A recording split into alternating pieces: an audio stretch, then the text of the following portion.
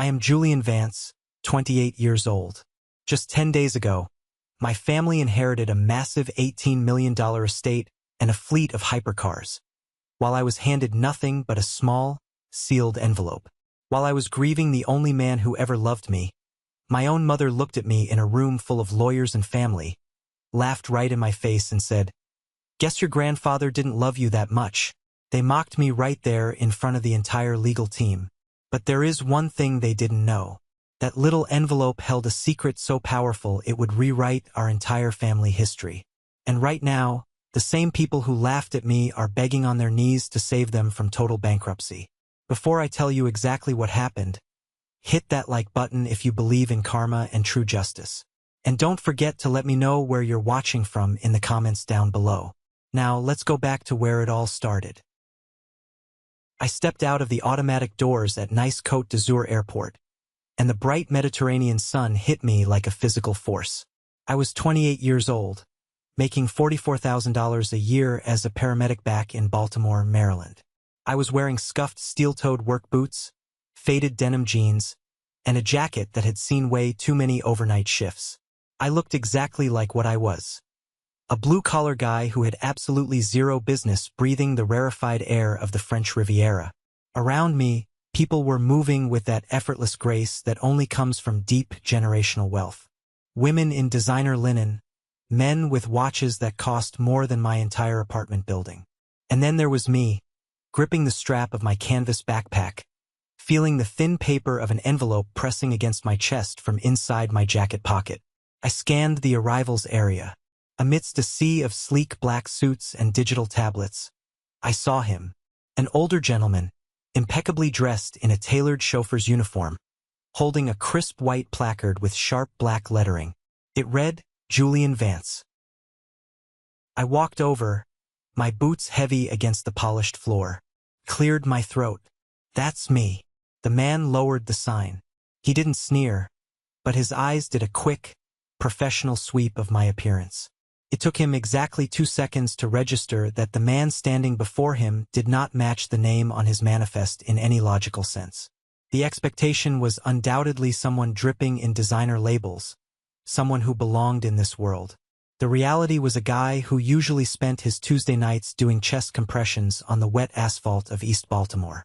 "Mr. Vance, welcome to Nice," he said, his English flawless, wrapped in a thick, refined French accent. "My name is Gerard. I will be driving you to Monaco." I blinked. I had barely slept on the transatlantic flight, and the jet lag was a thick fog in my brain. "Thank you. Who sent you?" Gerard's posture shifted. It was a microscopic change, a slight stiffening of the spine. It was the kind of involuntary physical reaction people have when they invoke the name of someone who commands absolute, unquestionable authority. "Sir, the prince wants to see you." I did not have a response for that. I simply followed him out to the curb where a gleaming black Mercedes S-Class was waiting. When I slid into the back seat, the heavy door closed with a solid, isolating thud, shutting out the noise of the airport. The interior smelled of expensive leather and quiet money. The drive from Nice to Monaco takes about 30 minutes along the Moyen Corniche, a winding road carved directly into the cliffs high above the Mediterranean Sea. I stared out the tinted window. Down below, the water was an impossible, endless blue, dotted with white yachts that looked like scattered diamonds. It was beautiful, but it felt entirely alien. I felt like an imposter. My grandfather, Arthur Vance, was a man who lived in a modest brick row house in Baltimore. He wore the same 3 heavy wool sweaters in rotation every winter. He drove a 15-year-old station wagon. He ran a mid-sized maritime logistics company and spent his weekends tinkering on his old sailboat. How in the world did a man like that have a connection to a prince in Monaco? Gerard navigated the tight, winding streets of the principality, eventually approaching the Palais du Prince, the royal palace on the Rock of Monaco. We bypassed the main tourist areas and slipped through a heavily guarded private entrance. When the car stopped, Gerard opened my door. "Prince Albertine will receive you in the private residence. Please follow me." I walked through stone courtyards older than the United States, down corridors lined with centuries-old oil paintings. The silence in those halls was heavy, the kind of silence that has been keeping secrets for generations. Finally, Gerard opened a set of heavy oak doors and gestured for me to enter. The room was a massive library, flooded with golden sunlight overlooking the harbor. Standing near the window was a man in his late 70s. He was tall, silver-haired, radiating an aura of absolute command. He wore a simple gray suit, but the tailoring was so precise it looked like armor. He turned as I walked in. I expected a cold, royal greeting. Instead, the hard lines of his face melted.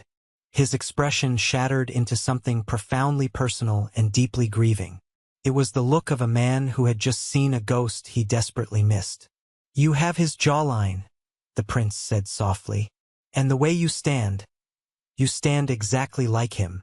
My heart hammered against my ribs. "You knew my grandfather?" Prince Albertine stepped forward and extended his hand. His grip was iron-tight. "I knew Arthur Vance for 41 years. He was the greatest friend I ever had. I have been waiting for you, Julian. It is time you knew the truth about your family." To understand the absolute insanity of that moment, you have to understand the nightmare I had just walked away from. You have to understand what happened exactly 10 days earlier, back in a cold, sterile room in Maryland. I thought the worst was over when we buried my grandfather. I was so incredibly wrong. 10 days before I stood in a royal palace, I was sitting in the mahogany-paneled conference room of Charles Sterling, a high-powered estate lawyer in downtown Baltimore. The air in that room was thick, suffocating. It smelled of stale coffee and the specific kind of greed that only surfaces when a wealthy relative dies. There were 9 of us crammed around a table designed for 6. My mother, Eleanor, sat directly across from me. She was adjusting her designer silk scarf, checking her reflection in her phone screen, looking more like she was waiting for a spa appointment than attending her father's will reading. Next to her was my stepdad, Richard Sterling, coincidentally, the lawyer's brother. Richard was a ruthless real estate developer who measured human worth strictly by square footage and stock portfolios. And then there was Tristan, my 25-year-old half-brother, the golden child. Tristan had never worked a hard day in his life. He lived off Richard's credit cards, failed out of 2 expensive private colleges, and spent his days curating an aesthetic lifestyle on Instagram. I sat at the far end of the table, still wearing my dark suit from the funeral.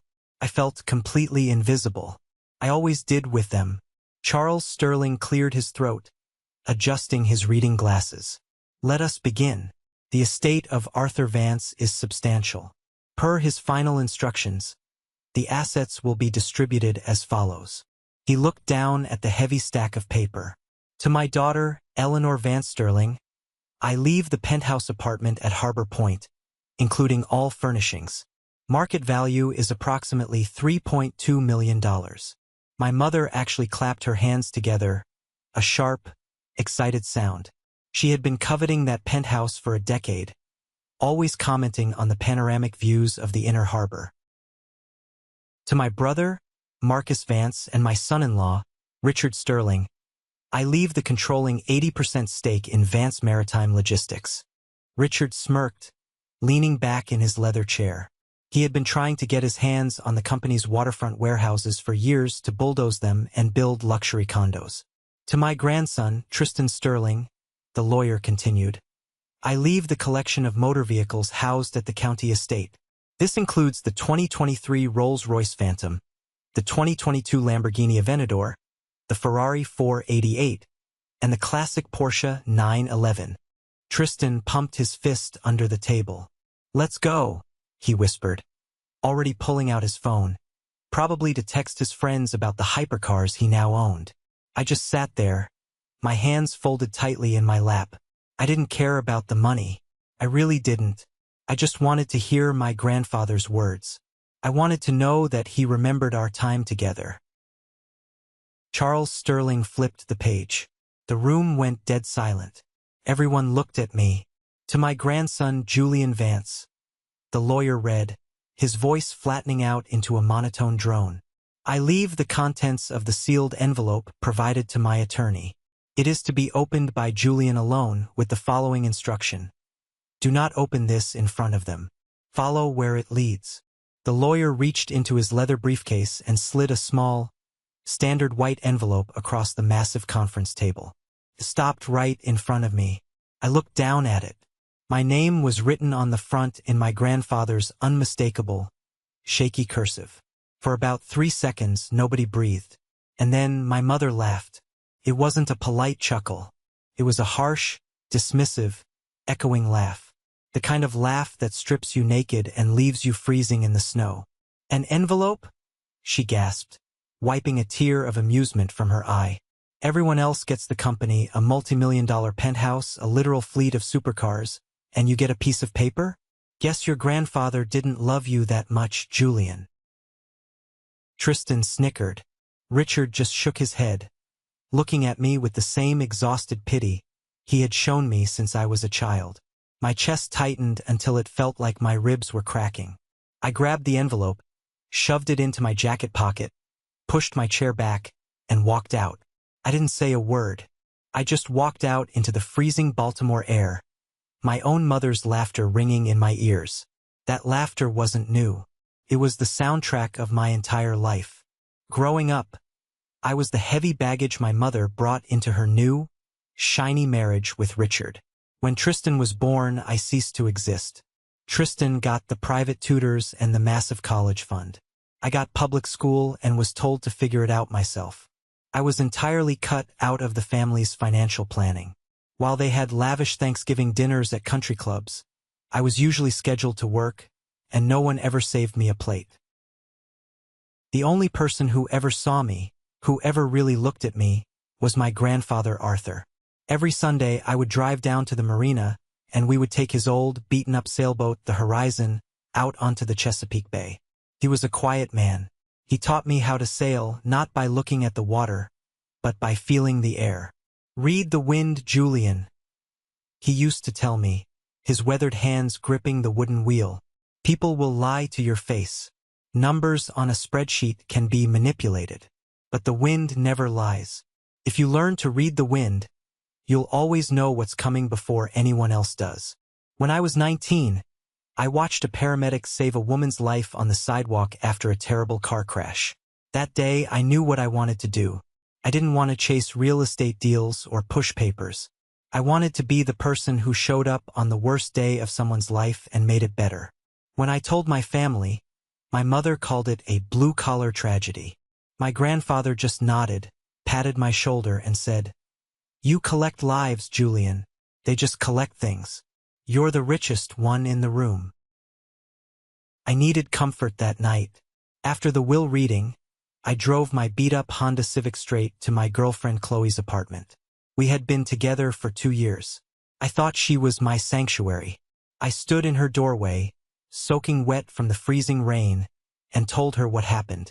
I told her about the penthouse, the Rolls-Royce, the company, and I told her about the envelope. Chloe didn't hug me. She crossed her arms and leaned against the doorframe. Her eyes were cold. "So you got nothing," she said. Her voice was flat. "I got a letter, Chloe. But it's not about the money. It's how they treated me." "Julian, stop," she interrupted, holding up a hand. "You're 28. You work insane hours for a paramedic salary that barely covers rent. I'm tired of struggling. Tristan's friend, the one who works in venture capital, we've been talking. I can't build a future with a guy who doesn't even have a college fund or a proper inheritance. I'm sorry. We're done." She shut the door in my face. I stood in the hallway, dripping wet, completely shattered. My family had discarded me. The woman I loved had thrown me away the second she realized there was no payday attached to my name. I was utterly alone. I went back to my truck, turned on the heater, and with shaking, freezing hands, I ripped open the envelope. Inside was a one-way plane ticket to Nice, France, and a single sheet of notebook paper with my grandfather's handwriting. "Julian, don't listen to them. I gave them exactly what they deserve. Things that break, rust, and consume. I am giving you what I value most. Go to Monaco. A driver will meet you. Trust me one more time. I sat in the dark for an hour. I had nothing left to lose, so I packed a bag. I thought the pain of betrayal would break me. But sitting in that palace in Monaco, staring at a prince, I realized the storm was just beginning. "Sit down, son," Prince Albertine said gently, gesturing to a heavy velvet armchair by the window. I sat. My mind was spinning so fast I could barely track my own thoughts. The Mediterranean sun was beaming through the floor-to-ceiling windows, casting long, golden shadows across the library floor. Between us sat a silver tray with a bottle of mineral water and 2 crystal glasses. The prince poured a glass and handed it to me. "Drink. You look like you're about to collapse." I took a sip. The cold water helped ground me. "Your Highness, with all due respect, my grandfather ran a shipping company in Maryland. He lived in a row house. He drank cheap black coffee and watched baseball on a television from 2008. "How do you know him?" Prince Albertine smiled, but it was a smile lined with decades of hidden history. He walked over to a grand mahogany desk, opened a locked drawer, and pulled out a framed, black and white photograph.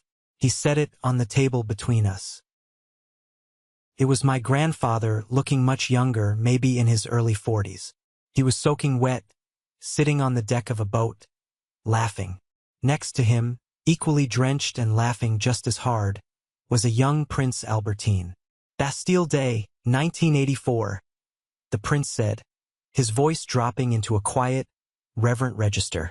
"Your grandfather and I were sailing my private yacht off the coast of Corsica. A rogue storm hit us, a bad one, the kind of storm that turns the sea from a playground into a graveyard. The boat capsized. I was thrown into the water and I was caught in the rigging. I was drowning, Julian. I was taking water into my lungs, going down for the last time." He looked me dead in the eyes. Arthur Vance dove into 20-foot swells. He swam through a debris field in the pitch black, cut me loose with a pocket knife, and dragged me onto a floating piece of fiberglass. We clung to that hull for 7 hours until the Coast Guard found us. He saved my life. He didn't ask for a medal. He didn't ask for a royal decree. He just asked for a dry towel and a hot cup of coffee. I stared at the photo. My grandfather had never breathed a single word of this to anyone. Not a whisper. The next morning, the prince continued, pacing slowly across the Persian rug. We made a blood pact. We agreed that whoever died first, the survivor would take care of the person the deceased loved the most. Not the whole family, just the one person who truly mattered. Arthur told me he would know who that person was when the time came. The prince stopped and looked at me. "He chose you, Julian. Years ago. He told me about the boy who wanted to be a paramedic. He told me about the boy who sat in silence on the boat and learned to read the wind. He said to me, 'Albertine, the boy has my real blood, not the greedy blood. The blood that shows up when things get dark.'" My throat closed up. I pressed my palms against my eyes, fighting back a sudden, violent wave of tears. My mother had told me he didn't love me enough. She had laughed at my envelope. And here, halfway across the world, royalty was telling me I was the only one who mattered. "What does this pact actually mean?" I asked, my voice cracking. The prince sat back down, steepling his fingers. "Arthur was not just my friend. For 40 years, he was my shadow advisor. The logistics company in Baltimore was just a front, a hobby to keep him occupied. His real work was here. Your grandfather helped me manage a private, off-the-books investment portfolio. Real estate, venture capital, global shipping infrastructure. His brilliant mind guided my capital." He leaned forward. "That portfolio is currently valued at roughly $800 million. I stopped breathing. My grandfather, the man who argued over $2 coupons at the grocery store, managed a nearly billion-dollar royal portfolio. Per our pact, Albertine said, his tone turning strictly business. Upon his death, an irrevocable trust was activated in your name. It was funded exactly 10 days ago. It holds $40 million. $40 million. While my family was fighting like vultures over a penthouse and some cars, my grandfather had quietly secured my entire existence. But there is a second part to the envelope, the prince said softly. I am an old man, Julian. I need someone I can trust. I need Arthur's blood in my inner circle.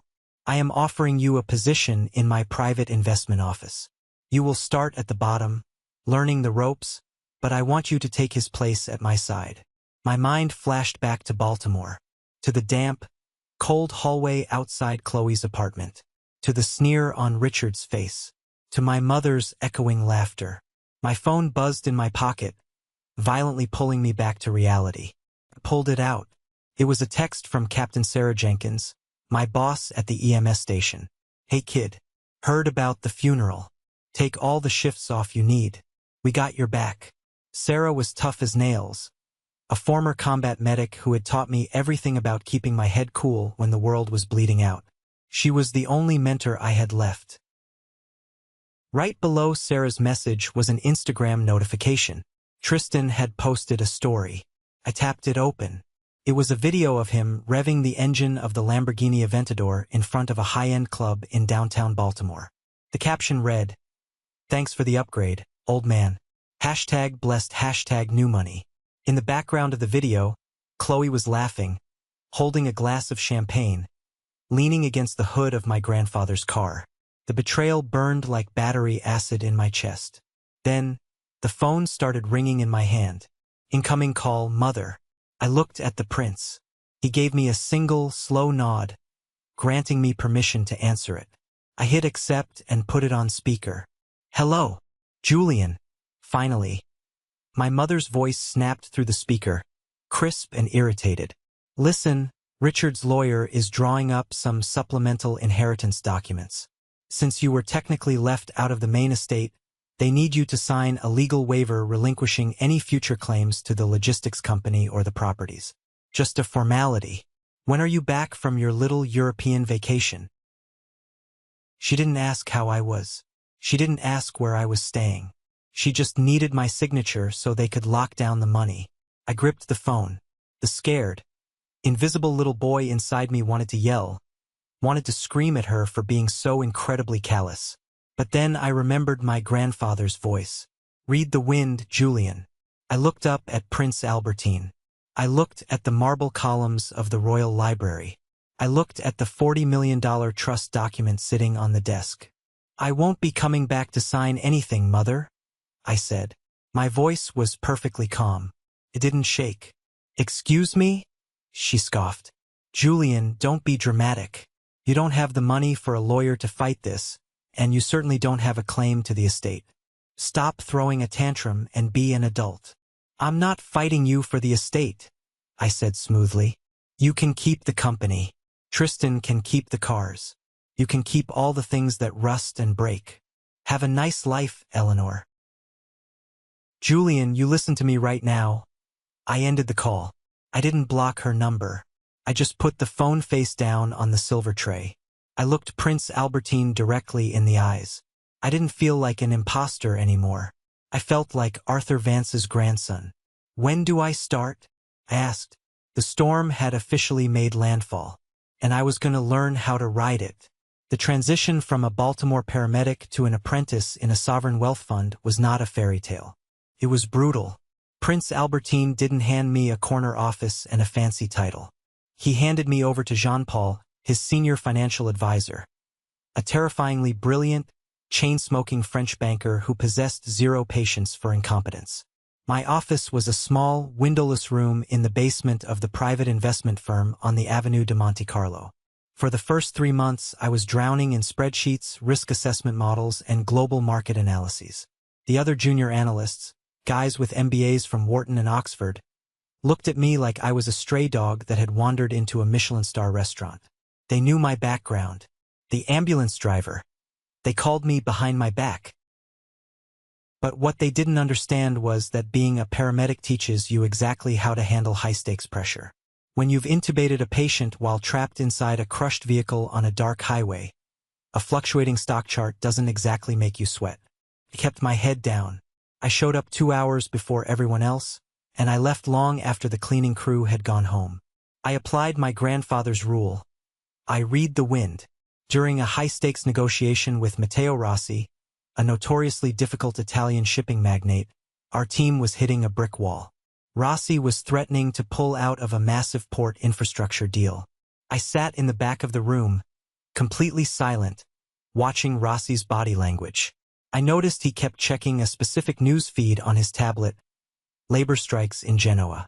He wasn't negotiating from a place of power. He was stalling because his own supply chain was paralyzed. During a recess, I pulled Jean-Paul aside and quietly pointed it out. "Don't offer him more money," I said. "Offer him a temporary reroute through our logistics hubs in Marseille to bypass the strikes. He doesn't need capital right now. He needs a lifeline."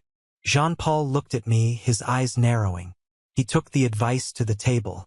Rossi accepted the deal 20 minutes later. That afternoon, the ambulance driver jokes stopped entirely. While I was quietly building an empire in the shadows of Monaco, my family was loud, public, and rapidly tearing themselves apart back in Baltimore. I didn't have to spy on them. They broadcasted their own destruction on social media. My Uncle Marcus and Richard had officially taken over Vance Maritime Logistics. What they didn't realize was that my grandfather had structured that company specifically to require his personal relationships to function. Without Arthur Vance, the European shipping partners refused to renew their contracts. Within 4 months, revenues plummeted by 40%. To save face, Marcus started taking out massive, high-interest corporate loans, leveraging the waterfront warehouses as collateral. Then there was my mother. The $3.2 million penthouse came with a brutal reality check, astronomical HOA fees, and crushing property taxes.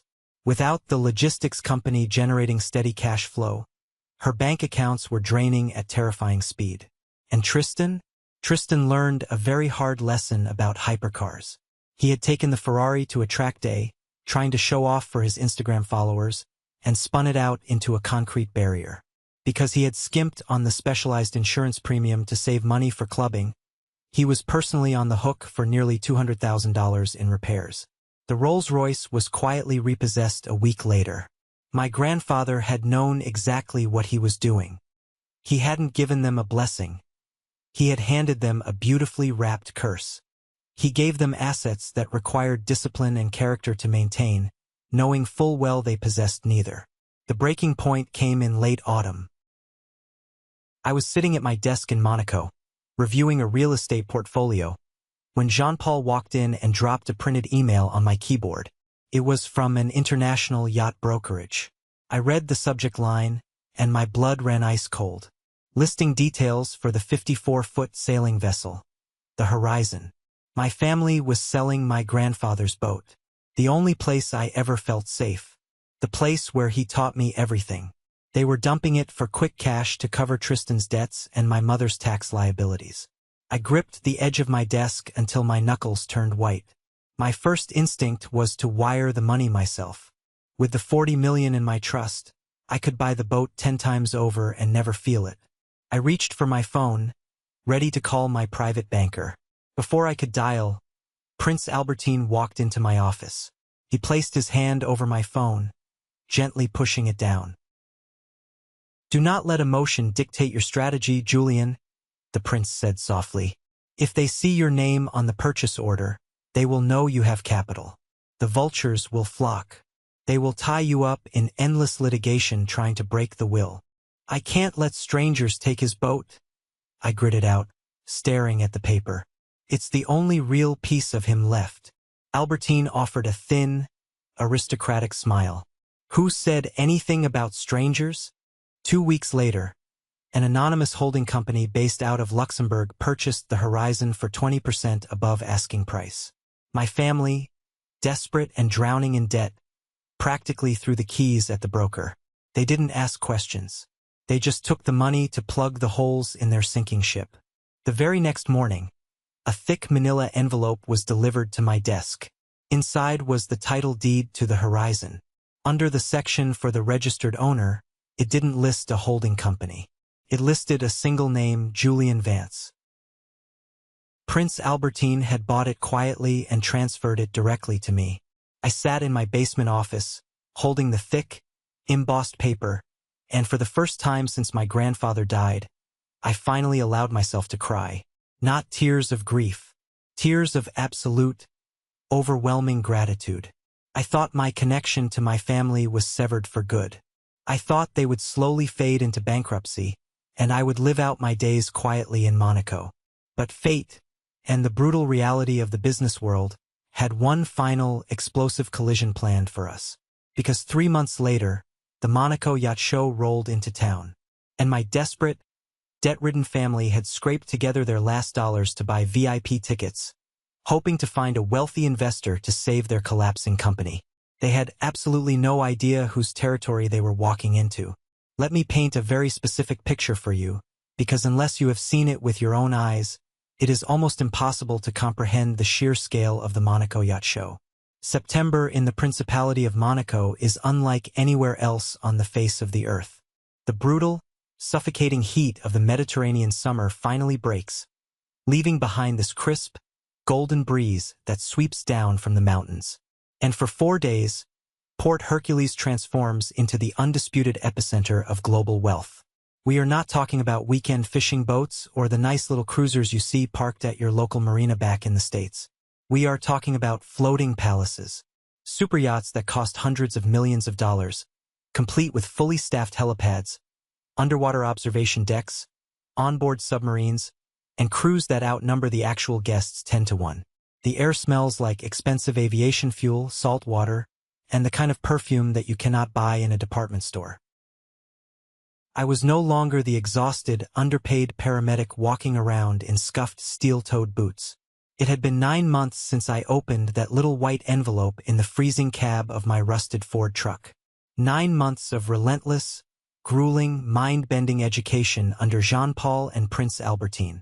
I was wearing a bespoke navy suit, tailored specifically for my frame in Milan. I had learned how to read a room full of European billionaires, how to negotiate global shipping lanes without giving up leverage, and, most importantly, how to hold my absolute silence until the exact right moment to strike. My entire life had shifted drastically, but my core, the guy who learned to read the wind on the Chesapeake Bay and who always showed up when things got dark, remained exactly the same. Prince Albertine, Jean-Paul, and I were standing on the expansive aft deck of the Lumina, a breathtaking 200-foot vessel owned by a prominent Greek shipping magnate named Kostas. We were in the final stages of closing a massive, multinational infrastructure investment deal.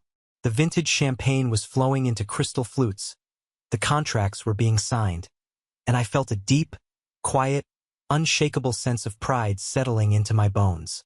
I had earned my place at this table, not through a famous last name, not through blind inheritance, but through sweat, late nights, and the character my grandfather had instilled in me. That was exactly when I saw them. I was looking down over the polished teak railing onto the main public promenade of the dock when my eyes locked onto a familiar, chaotic, entirely out-of-place energy. It was my mother, Eleanor. Walking right beside her were my former stepdad Richard, my uncle Marcus, and my golden child half-brother Tristan. They looked incredibly, painfully out of place. You see, true wealth whispers. It wears unbranded, perfectly tailored linen. It moves slowly. It speaks in quiet, measured tones because it has absolutely nothing to prove to anyone. My family, on the other hand, was screaming. Tristan was wearing a loud, heavily branded designer silk shirt that practically screamed, "New money." His eyes darting around frantically, as if he was desperately looking for a camera crew to document his presence. My mother was gripping a horribly flashy designer handbag so tightly that her knuckles were bone white, her face pulled taut with a strained, desperate, terrifyingly fake smile. Marcus was sweating profusely through his expensive collar, clutching a leather briefcase to his chest like it was a life preserver in the middle of the ocean. Richard was walking with his chest puffed out, trying to look dominant, but his eyes betrayed a deep, gnawing panic. Through the prince's extensive intelligence and financial network, I already knew exactly why they were here. Vance Maritime Logistics, the company they had so gleefully stolen from my grandfather's legacy, was bleeding out from a dozen different wounds. Marcus had alienated all of my grandfather's fiercely loyal European partners with his arrogant, corner-cutting American corporate tactics. They were drowning in high-interest corporate debt, and the American banks had completely cut off their credit lines after seeing their catastrophic quarterly earnings. They had scraped together their very last remaining liquid dollars, probably liquidating whatever was left of Tristan's college fund and taking out a second mortgage, just to fly to Monaco. They had bought VIP day passes, desperately hoping to corner a European investor on the docks and beg for a financial bailout. I watched them approach a group of high-level Italian logistics investors near one of the luxury display tents. I watched Marcus step forward, aggressively extending his sweaty hand, clearly trying to pitch his failing company with his usual bullying tactics.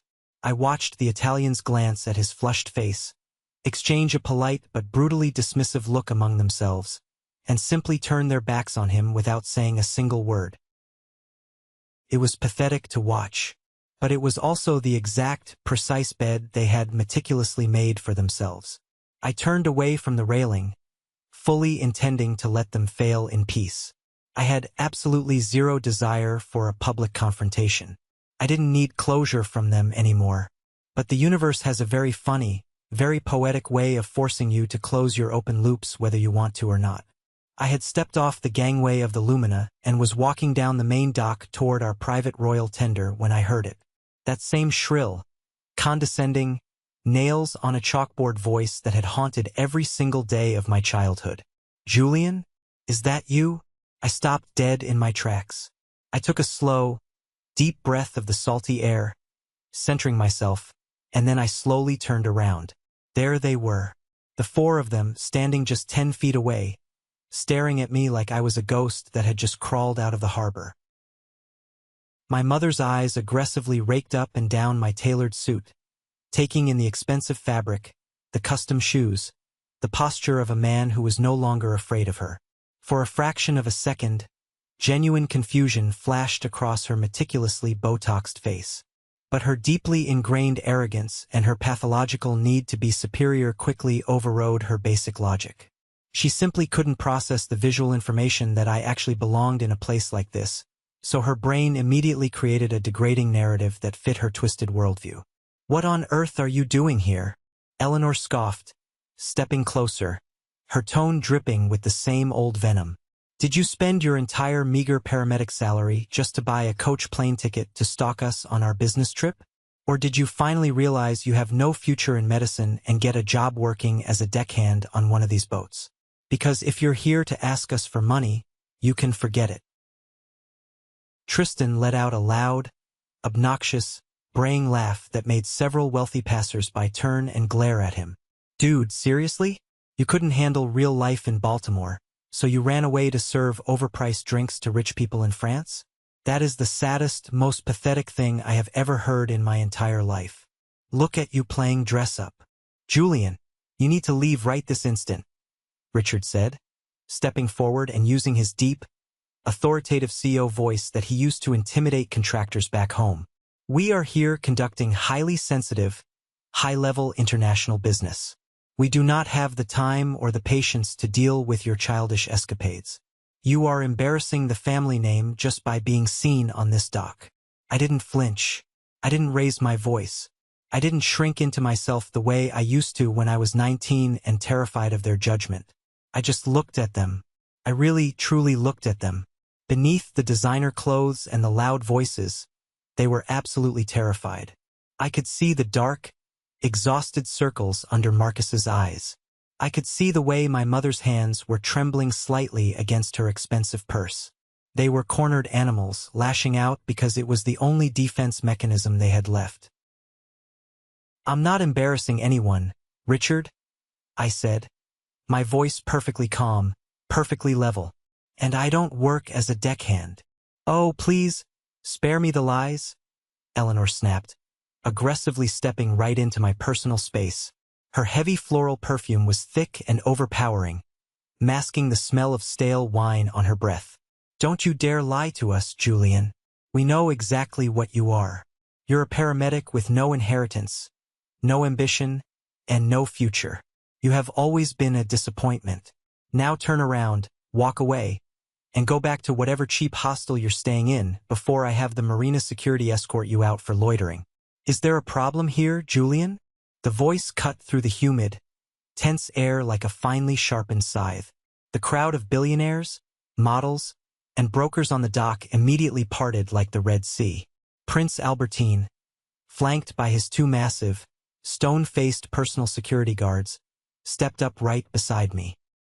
He was wearing a flawless white linen suit, and his mere presence radiated an absolute, suffocating, undeniable aura of ultimate power. Uncle Marcus's jaw practically unhinged, dropping open in sheer disbelief. Richard completely froze in his tracks, his eyes bugging out of his head. They were in the international shipping business. They knew exactly who Prince Albertine of Monaco was. He wasn't just royalty. He was the undisputed kingmaker of the entire European maritime industry. One word from him could sink a fleet or build an empire. My mother, sensing the sudden, massive shift in power but completely and utterly misunderstanding her place in it, immediately put on her most charming, sickeningly fake socialite smile. "Your Royal Highness," Eleanor said, her voice dropping an octave into a syrupy purr, practically bowing as she extended her trembling hand. "I am so incredibly sorry if this young man was bothering you. I am Eleanor Vance Sterling of the Baltimore Vance family. This is my son, Julian. He has always been a bit of a troubled, lost boy. Please accept my deepest apologies. We will take him off your hands immediately and ensure he doesn't bother you again." Prince Albertine did not look at her. He did not acknowledge her extended hand. He didn't even blink in her direction. He simply turned his regal gaze to me. "Julian," the prince said, his voice carrying clearly over the gentle lapping of the harbor water, completely ignoring my mother's existence. "Did you finish reviewing the quarterly risk assessments for the Asian commercial real estate acquisitions?" "I did, Your Highness," I replied smoothly, not breaking eye contact with my mother's suddenly pale face. "I've authorized the transfer of funds. The portfolio is completely secure and the holding companies have been restructured to your exact specifications." "Excellent work as always," Prince Albertine said softly. "Remind me, what is the current liquid valuation of that specific trust under your direct management?" $40 million, sir," I said. The silence that fell over my family in that moment was absolute. It was the kind of deafening, heavy silence you hear in a total vacuum. I watched my mother's fake, syrupy smile physically collapse, the muscles in her face giving out as the reality of my words hit her like a freight train. I watched Tristan's arrogant, mocking smirk melt into a mask of utter, horrifying confusion. "Good," Prince Albertine said, nodding slowly. He finally turned his icy gaze to my family. His eyes were like looking into a glacier. "I believe you are Arthur Vance's relatives, the ones who inherited the visible, depreciating estate. I am Prince Albertine, and this man—" He paused, placing a firm, fatherly, incredibly grounding hand on my shoulder, "is Julian Vance. He is the chief operations strategist of my private investment firm. He is the sole beneficiary of my lifelong blood pact with his grandfather. And he is the undisputed heir to a $40 million trust. Now, you will step away from my advisor immediately, before I have my security detail throw all four of you into the harbor for harassment." I had imagined this exact moment 1,000 times in my head during those long, lonely nights in Baltimore. I thought I would feel angry. I thought I would want to scream at them, to list every single time they had made me feel worthless. But looking at them right now, standing there completely stripped of all their grand illusions and fake superiority, I didn't feel anger at all. I just felt a profound, overwhelming sense of peace. They were nothing but dust in the wind, and I knew exactly how to read it. For a solid, agonizing 10 seconds, nobody moved a single muscle. The warm Mediterranean sun continued to beat down on the wooden dock. The seagulls cried out overhead, but my family looked as if they had just been violently shoved into a freezing, icy lake. They were completely paralyzed by the sheer magnitude of the truth. 40 million? My mother finally stammered, the words literally choking in her throat. Her voice sounded thin, reedy, and incredibly old. She looked frantically from me to the prince and then back to me, Her brain was violently short-circuiting. The sole metric by which she had judged me my entire life, my perceived lack of wealth and status, had just been completely and utterly obliterated in front of her eyes. "Julian, you have $40 million? How? Why didn't you tell us?" "I don't have it, Mother. I manage it. It's an irrevocable trust." I corrected her, my voice deadpan, completely devoid of the emotional desperation I used to have when speaking to her. Something my grandfather quietly set up for me years ago, because he knew exactly what kind of people you were, and he knew exactly what you would do to the rest of the estate the second his heart stopped beating. Uncle Marcus suddenly snapped out of his shock. The paralyzing awe was instantly replaced by a rabid, clawing desperation. He lunged forward, stopping just inches from the chests of the prince's security detail, his hands raised in a pleading gesture. "Julian, my boy, my nephew," Marcus cried out, his voice cracking with a sickeningly fake, desperate warmth that made my stomach turn. "I knew it. I always knew Arthur had a grand, overarching plan. Listen to me, Julian, we are family. Blood is thicker than water. Vance Maritime Logistics is struggling right now. We hit a rough patch with the European supply chains. We just need a temporary bridge loan. 5 million, maybe 10 million at the most. With your royal connections and the liquidity of that trust, you could save the entire family legacy. You could save all of us right now." "Save you?" I let out a sharp, cold, humorless laugh that echoed off the nearby yachts. "Marcus, you didn't even save me a seat at my own grandfather's funeral. You let me sit in the very back row next to the catering staff. You told the funeral director I wasn't immediate family." Richard puffed out his chest, desperately trying to reclaim some microscopic shred of his dominant alpha male persona, clearly reverting to his default setting of intimidation. "Julian, be reasonable. Stop acting like a petulant child. You are holding a massive amount of capital that rightfully belongs in the family ecosystem. We have the physical infrastructure in Baltimore. We can merge our assets. We will generously give you a seat on the executive board. You owe it to this family to help us. If you don't step up, we might be forced to pursue aggressive legal action to contest the legality of this hidden offshore trust. I have a very aggressive legal team back home who would love to look into asset concealment." I stared at him. I genuinely could not believe the sheer, unadulterated, blinding audacity of this man. Even while begging for his life, he couldn't help but threaten me. "You want to talk about your lawyers, Richard?" I took a deliberate step forward, completely ignoring the massive security guards flanking me. I looked him dead in the eye, stripping away every ounce of power he thought he had. "You want to talk about your brother, Charles Sterling? The lawyer who read the will and smirked at me? Let's talk about him. In fact, let's talk about the massive, gaping trap you all walked blindly into with huge smiles on your faces." I saw Marcus pale dramatically. All the blood rushed out of his face. He took a staggering half-step back. "What are you talking about? What trap?" Eleanor demanded, her voice rising to a panicked, shrill pitch. "You really thought my grandfather was just a doddering old fool, didn't you?" I said, my voice rising just enough to command the space, ensuring every single word landed like a physical blow. "You thought he was just a simple old man from Baltimore who didn't understand modern corporate finance.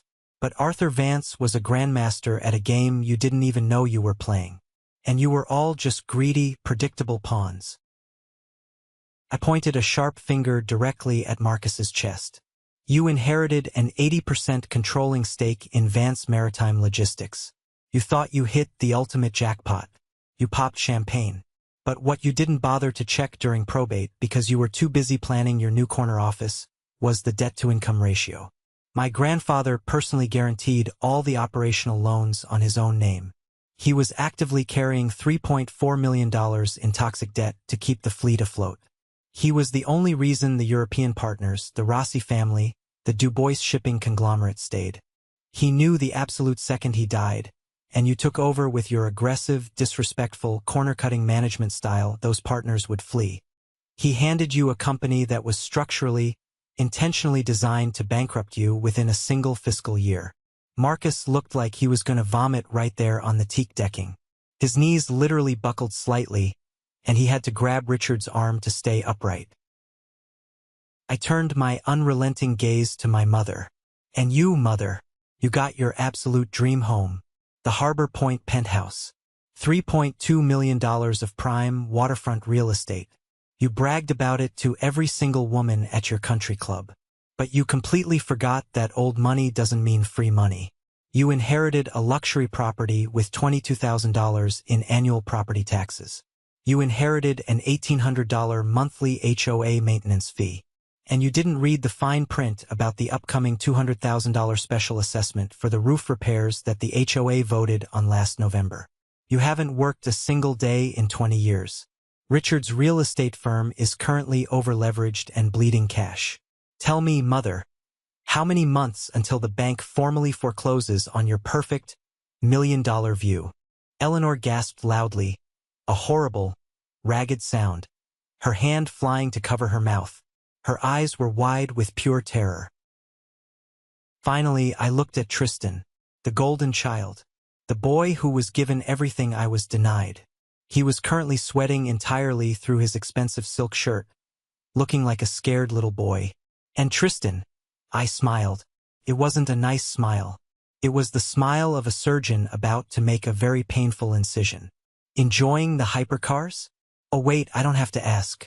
I saw the insurance claim reports on the international wire. You took the Ferrari to an unsanctioned track day. You turned off the traction control to show off for your Instagram followers and spun it out into a concrete barrier. Because you couldn't afford the specialized commercial racing premium, you violated the policy terms and voided the warranty entirely.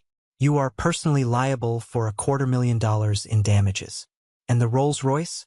It got quietly repossessed by the bank last week because you couldn't even make the luxury climate-controlled storage payments. You inherited beautiful, engineered masterpieces that required millions of dollars to maintain, and you don't even know how to check the tire pressure.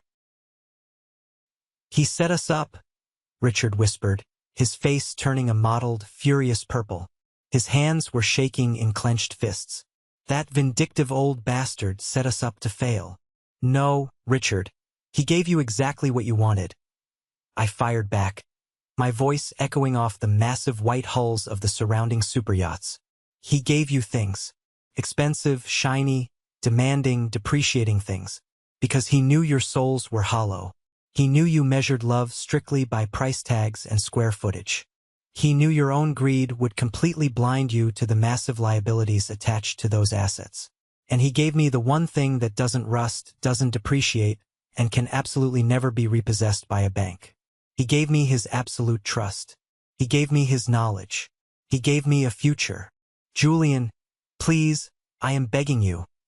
My mother cried out, genuine tears finally spilling over her heavy, expensive makeup, ruining her mascara. But they weren't tears of remorse for how she had treated me my entire life.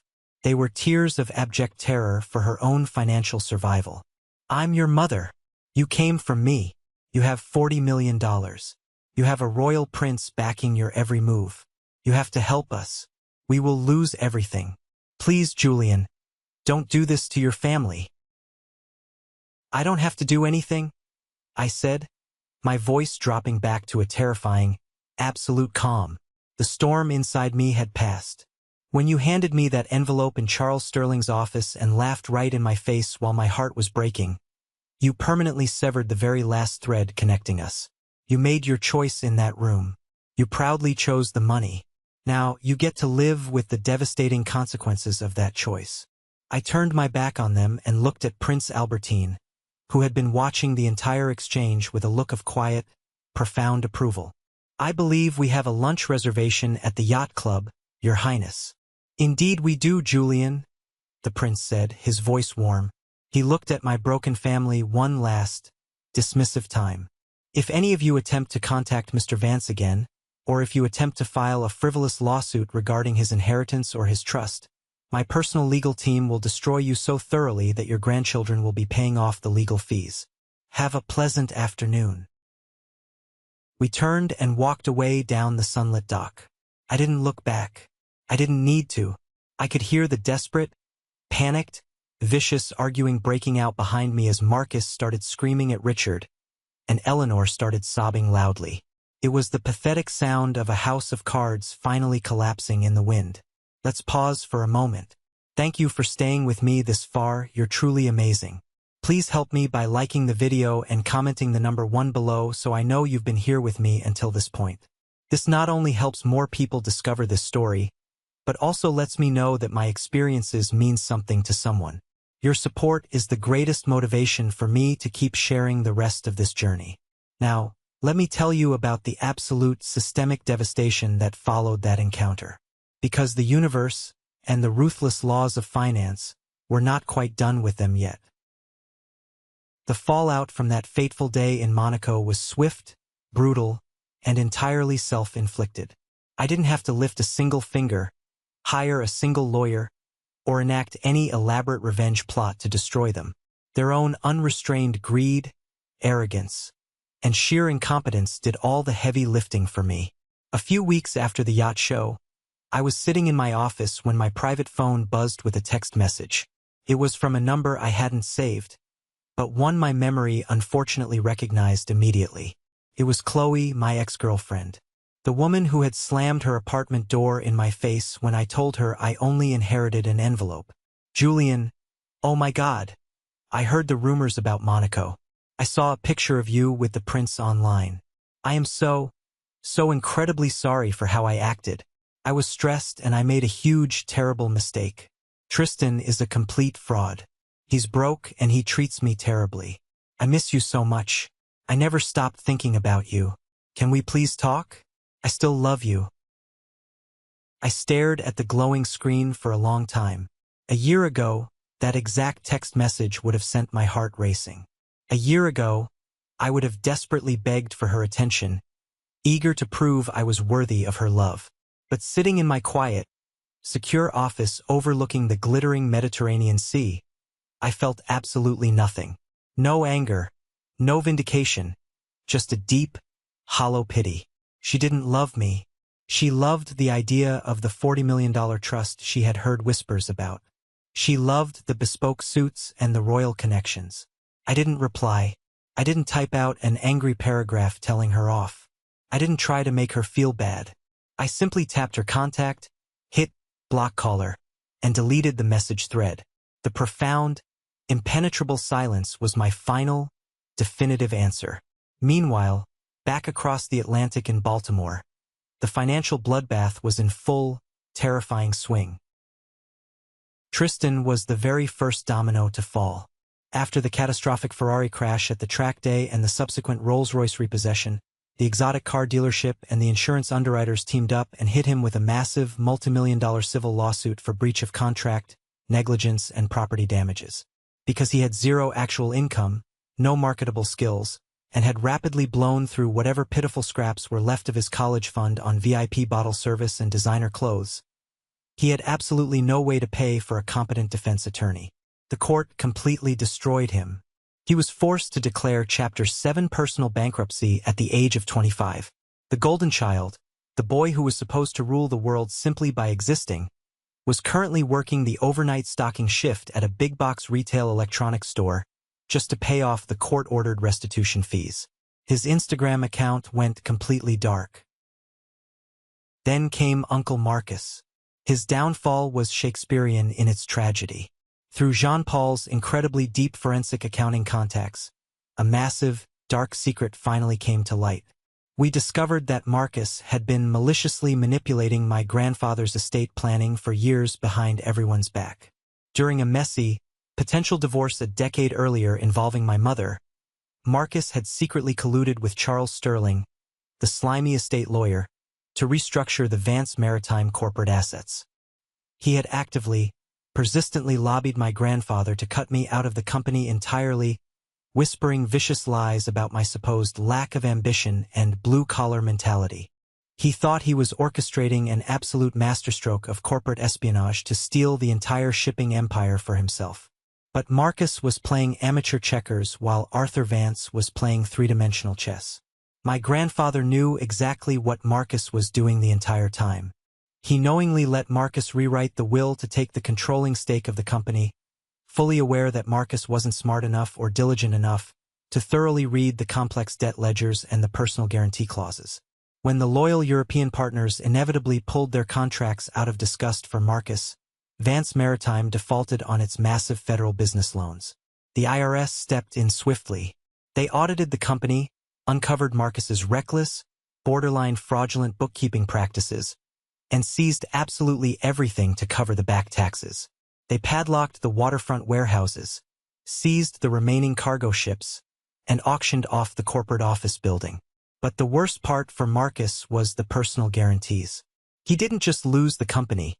The federal government placed a lien on his personal assets and foreclosed on his own multi-million-dollar suburban mansion to cover the staggering corporate liabilities. He was left with nothing but the clothes on his back and a mountain of undischargeable federal debt. And then, finally, there was my mother and Richard. Richard's flashy real estate firm took a massive, unexpected hit in the commercial market crash. Without the steady, reliable cash flow from Vance Maritime Logistics to artificially prop up his incredibly bad, over-leveraged investments, his entire real estate empire crumbled to dust within 6 months. The stress of impending poverty completely shattered their marriage. He filed for a vicious, highly publicized divorce from my mother. It was a brutal, ugly legal battle where they spent hundreds of thousands of dollars they didn't have, fighting over the worthless scraps of their ruined lives, blaming each other for the collapse. My mother desperately tried to hold onto the Harbor Point penthouse. It was her ultimate prize, her status symbol, the physical manifestation of her perceived superiority. But the brutal reality of the property taxes, the crushing monthly HOA fees, and the massive special assessment for the roof completely buried her. She maxed out every credit card she had trying to stay afloat. Eventually, the bank initiated aggressive foreclosure proceedings. I found out through an automated real estate market alert that the glorious $3.2 million penthouse had been sold at a public bank auction for a mere fraction of its actual market value just to cover the outstanding liens. Eleanor Van Sterling, the woman who measured human worth entirely by the square footage of a living room and the brand name stamped on a leather purse, was forcibly evicted. With her assets frozen in the divorce and no marketable job skills, she was forced to move into a tiny, depressing, 2-bedroom apartment in a rundown, undesirable suburb of the city. She had no savings account, no 401k retirement plan, no wealthy husband to bail her out, and a bankrupt son who was sleeping on her lumpy couch. She tried to call me one last time. It went straight to voicemail. She was crying, really, genuinely sobbing into the receiver. She told me she was so sorry for everything. She told me she loved me more than anything in the world. She begged me to call her back, to just talk to her. But I knew the absolute, undeniable truth. She wasn't crying because she missed her son. She wasn't crying out of maternal guilt. She was crying because she had lost her money, her status, and her penthouse, and the son she had mercilessly mocked just happened to be the only functioning ATM left in the world. I didn't call her back. I had finally learned the hardest, most vital lesson of my entire life. Sometimes, the absolute only way to heal from deeply toxic family members is to amputate them completely from your existence. You cannot save people who are determined to drown you just to keep their own heads above water. They had spent their entire lives desperately collecting things that rust, things that break, and things that consume. And in the bitter end, those exact things consumed them alive. It has been a little over a year since that chaotic, defining day on the sun-drenched docks of Monaco. A lot has changed in my world. I am no longer just a junior apprentice learning the ropes of international finance. Last month, Prince Albertine pulled me into his private study and gave me a major, life-altering promotion. I am now the executive director of European Philanthropic Ventures for his sovereign wealth fund. I take the massive capital that my grandfather spent 40 years helping to build, and I direct it toward causes that actually matter. I fund global healthcare initiatives, build emergency response infrastructure in disaster zones, and finance advanced medical training programs in developing nations. I get to use high-level finance to save human lives on a scale I never, ever could have imagined back when I was a 28-year-old kid riding in the back of a Baltimore City ambulance, fighting to keep a pulse going. I make a fantastic, secure salary. I have a beautiful, quiet apartment in the Fontvieille district overlooking the water. I have the deep, genuine respect of my incredibly talented peers. But if you ask me what the most valuable thing I own is, I won't point to my bank account, my title, or my suit. I will point to a 54-foot wooden sailboat called the Horizon. It's a Tuesday evening as I tell you this. I am sitting on the worn wooden deck of the Horizon, currently moored peacefully in the quiet, protected waters of the French Riviera. The sun is setting over the mountains, casting a brilliant, breathtaking fire of orange and deep purple across the vast Mediterranean sky. I am not wearing a suit. I am wearing an old, faded gray t-shirt and canvas shorts. The air smells strongly of salt, sea spray, and absolute, unconditional freedom. I have one hand resting lightly on the heavy wooden steering wheel. The wood is worn smooth and polished by decades of use, specifically in the exact spots where my grandfather used to grip it when he fought the currents of the Chesapeake Bay. Sometimes, when the sea is incredibly quiet and the wind hits my face at just the right angle, I swear to God I can still feel Arthur Vance standing right beside me, pointing out toward the deep water. He didn't just leave me an offshore trust fund. He left me a complete blueprint for how to survive this world. He taught me that real, undeniable wealth isn't the exotic car you drive, the label on your jacket, or the panoramic view from your penthouse. Real wealth is having the internal character to show up when things get incredibly hard. It's having the patience to sit in absolute silence and observe the world instead of screaming to be noticed. It's having the integrity to build deep, meaningful relationships that aren't based on what you can extract from a person's bank account. My family looked at a simple white envelope and saw nothing but a worthless piece of paper. They laughed at it. They mocked it. They laughed at me. They did it because their minds couldn't comprehend a value that didn't come with a shiny, immediate, flashing price tag. But that envelope held a master key. A key to a heavy door they didn't even know existed, leading to a world they will never, ever be allowed to enter. I used to spend so much time lying awake at night, wishing they would just love me. I used to agonize over what was inherently wrong with me, wondering why I wasn't smart enough or good enough for my own mother, asking myself why I was always pushed to the side while Tristan was handed the world on a silver platter. I don't wonder about that anymore. I finally realize with crystal clarity that their inability to love me was never, ever a reflection of my worth as a human being. It was entirely a reflection of their own internal emptiness. You cannot pour love from an empty cup, and my family's cups were filled with nothing but toxic greed, blinding ego, and a desperate need for validation. I am Julian Vance. I am a former paramedic. I am a financial advisor. I am a sailor. And most importantly, after 28 years of feeling invisible, I am finally free. The wind is picking up right now. It's changing direction, blowing out toward the vast, open sea. I can feel it rushing against my face, rustling the rigging above me. I don't even need to look down at the water to know what's coming next.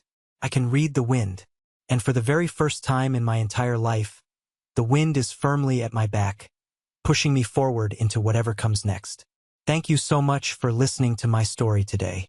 It is never easy to air out your family's darkest, most painful moments for the world to hear, but I know, deep down, there are so many of you out there watching this right now who feel completely invisible in your own homes.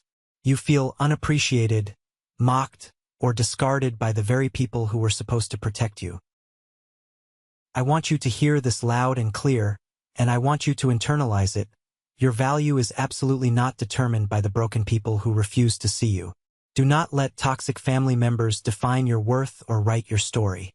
Set your boundaries and make them out of steel. Build your own life, brick by brick. And when they finally realize exactly what they lost and try to come crawling back, do not let them back into your peace just because they happen to share your DNA.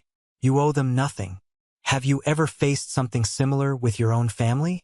Have you ever been the one left out, the one mocked and discarded, only to build something beautiful and undeniable from the ashes of their rejection? Share your story in the comments below. I promise you, I read every single one of them, and your courage inspires me to keep moving forward. And don't forget to hit that like button and subscribe to the channel so you don't miss the next journey we take together. Until next time, stay strong, protect your peace, and keep reading the wind.